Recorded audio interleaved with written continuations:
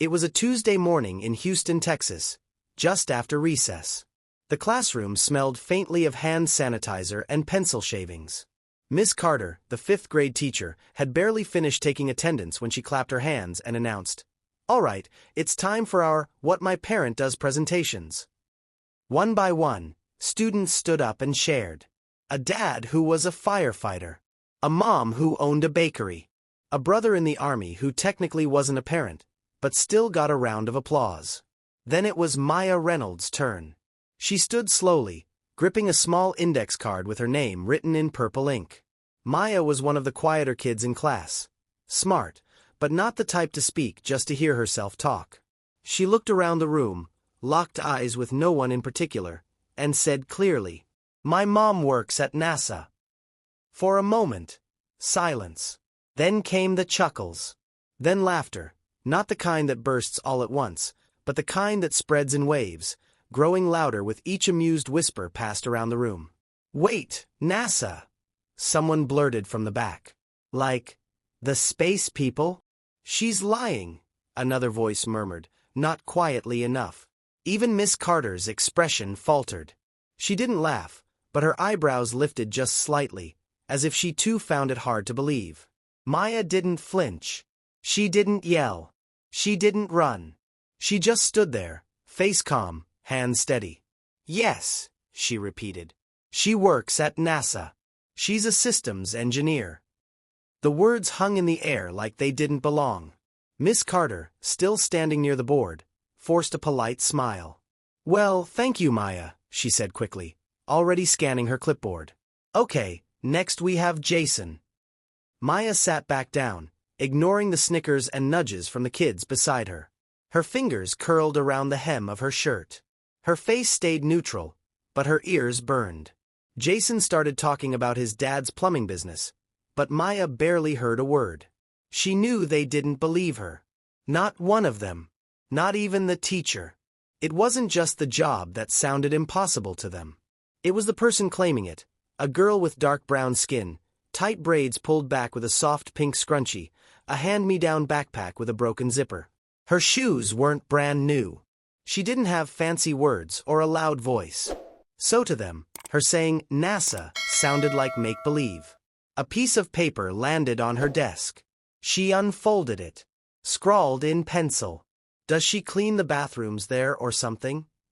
Maya didn't react. She didn't cry, either. Not then. But when the bell rang and everyone rushed for their backpacks, she stayed in her seat, staring at the classroom door. For the first time, she wished her mom had a different job. Something easier to explain. Something people didn't look at sideways. Still, even then, she didn't stop believing it mattered. Her mom once told her, "Some truths are too big for small minds. You just let them catch up." Maya walked out of that classroom with her head high, even if her stomach felt tight. She wasn't embarrassed for herself. She was embarrassed for them. But what she didn't know was that the lesson wasn't over. Not for her classmates. And not for Miss Carter, either.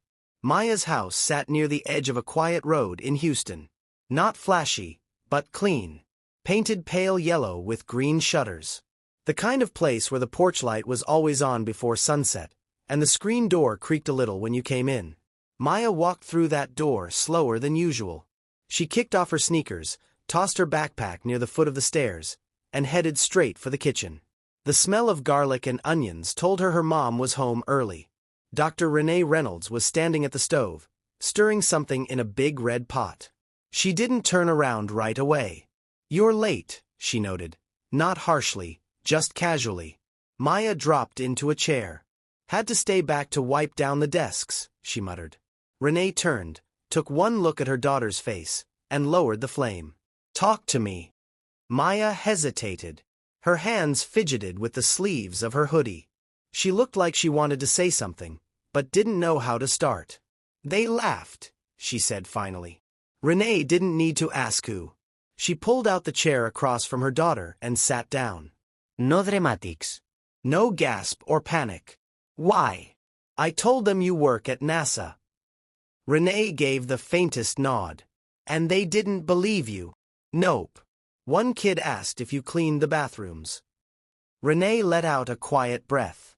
Not quite a sigh, more like a pause to collect herself. And what did you say back? I didn't. Maya shook her head. Miss Carter moved on real fast, like she didn't want to deal with it. That part made Renee's eyebrows twitch slightly, but she kept her tone even. Do you believe you said anything wrong? Maya looked up quickly. No. Then don't wear their ignorance like it's your mistake. But they laughed. And that's on them. Not on you. Silence. The bubbling of the pot filled the space. Outside, a dog barked twice and stopped. You know, Renee said, getting up to stir the food again. When I first told people I wanted to work in aerospace, my high school guidance counselor told me to be more realistic. Said I should consider secretarial work. Maya's head snapped up. What? That was in '99. Renee smirked. I didn't argue with her. Just stopped going to her office. Did it hurt? Renee turned off the stove. Faced her daughter. Yeah. But it also lit a fire. Maya smiled. Just a little. You know, Renee added casually, Parent Day is this Friday. Maya blinked. You'd come. I get the day off anyway. Thought it might be fun. But what would you wear? Renee grinned. I was thinking, maybe my NASA badge. And that black blazer you hate. Maya's eyes lit up. Oh yeah. Do that. Thought so. They both laughed, now real, deep, belly laughter. Maya didn't know it yet. But her mom wasn't coming just to make a point. She was coming to shift the room. Friday came. And when Dr. Renee Reynolds walked into that classroom, NASA badge swinging from her neck, nobody laughed. Maya didn't need to say another word. Because the truth was standing right in front of them.